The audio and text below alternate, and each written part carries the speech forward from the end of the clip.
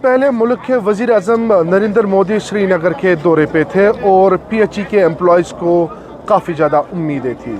आपको बताएं, पिछले कई सालों से PHE एम्प्लॉयज़ एहतजाज कर रहे हैं। इनकी मांग मिनिमम वेज एक्ट को लागू किया जाए और इनको रेगुलर किया जाए, लेकिन पिछले कई सालों से हमने श्रीनगर प्रेस कॉलोनी में इनको देखा है और जम्मू के कई एक इलाकों में ये एहतजाज कर रहे हैं। आज भी श्रीनगर के हेड ऑफिस में ये जमा हो चुके हैं और एहतजाज कर रहे हैं। इनकी मांग है कि इनके जो मिनिमम वेज एक्ट है उसको लागू किया जाए। बाकी क्या कुछ इनकी मांग रहेगी, आइए इनसे जानने की कोशिश करते हैं। कि आपने देखा कि वज़ीर आज़म साहब जम्मू कश्मीर के दौरे पे आए, कश्मीर में उन्होंने खताब किया, जिस स्टेज से उन्होंने खताब किया उस स्टेज को ठीक करते करते, वहाँ का वाटर सप्लाई निज़ाम ठीक करते करते हमारे डेलीवेजर ने कुर्बानी दी, वो दौरानी ड्यूटी शहीद हो गया।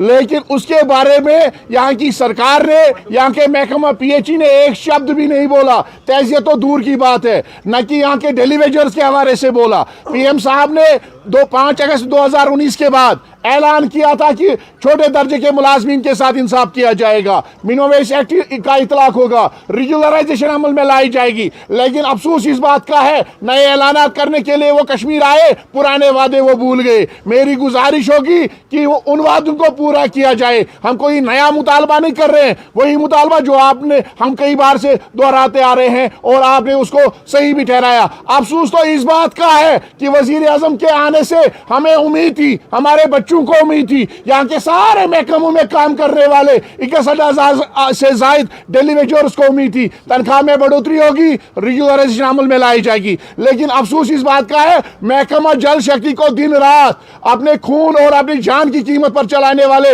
डेलीवेजर्स कैजुअल लेबर्स की तनख्वाह में कटौती की गई, जो अफसोसनाक है और शर्मनाक है। सरकार से हमारा मुतालबा है, खासकर एडिशनल चीफ सेक्रेटरी जल शक्ति शलीन काबरा साहब से, प्रिंसिपल सेक्रेटरी फाइनेंस से, कि हमारी तनख्वाह में जो कटौती की गई है उसको खत्म किया जाए, तनख्वाह बराबर वागुजार किया जाए, रेगुलराइजेशन और हमारे मुस्तकबिल के बारे में सोचा जाए। अगर ऐसा नहीं किया गया तो हमने फैसला कर लिया है, मुस्तकबिल करीब में हम मुक़द्दस अयाम के दौरान भी अपनी एहतिजाजी मुहिम बड़ी जिद्दत के साथ जारी व सारी रखेंगे। गवर्नमेंट की तरफ से जो सर्कुलर निकाला गया था उसमें गवर्नमेंट एम्प्लॉय प्रोटेस्ट नहीं कर सकते। गवर्नमेंट एम्प्लॉयज के हवाले से जो कहा गया था कि प्रोटेस्ट नहीं कर सकते हैं, वो उन मुलाजमीन के हवाले से जो एंटी नेशनल है। आप ये कहिए कि हमें किस चीज की सजा दे रहे हो? हमने आपके कौम को चलाया, यहाँ की आवाम की खिदमत की, आपके डिपार्टमेंट को चलाया, टर्माइल में चलाया, अनरेस्ट में चलाया, फ्लड में चलाया, कोविड में चलाया। तो आप हमसे बेहतर इस कौम का दोस्त और मुहिब कौन हो सकता है? अगर आप हमें आवाज उठाने की भी इजाजत नहीं दोगे तो हम बात करें तो कहां पे बात करें? सरकार को चाहिए उस आर्डर की वजाहत करे और साथ में यहाँ के मुलाजमीन जो 61,000 मुलाजमीन जो बर्निंग इशू है यहाँ के डेलीवेजर्स कैजुअल लेबर्स का, उस हवाले से सोचा जाए। अगर सरकार ने ऐसा नहीं किया तो मुझे लगता है हमारे पास कोई चारा नहीं है सड़कों का रुख करने के सिवा।